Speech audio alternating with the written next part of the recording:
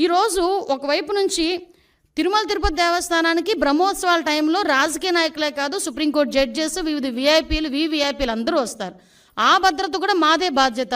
ఆ భద్రత నేపథ్యంలో మేమందరం కూడా ఎట్టి పరిస్థితుల్లోని శాంతి భద్రతలు విఘాతం కలిగించకూడదని చెప్పి నోటీసులు ఇస్తే దాన్ని ఈ రకంగా మాట్లాడి టాపిక్ని డైవర్ట్ చేయడానికి నోటీసుల వైపు తీసుకొచ్చాడు. ఇతగాడు మళ్ళీ మేమేదో డైవర్షన్ పాలిటిక్స్ చేస్తున్నామని మాట్లాడతాడు. అరే ఇప్పటికీ కూడా మేము స్టాండ్ అయి ఉన్నాం. కల్తీ నెయ్యి ఉంది. కల్తీ నెయ్యి అయితే లడ్డూ ప్రసాదంలోని కల్తీ నెయ్యి చేర్చారు. కల్తీ నెయ్యితో ప్రసాదం తయారు చేయబడింది.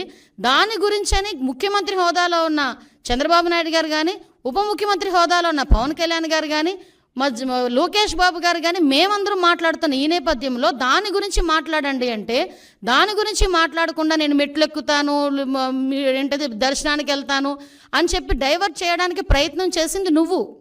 ఈరోజు మళ్ళీ తిరిగి డైవర్షన్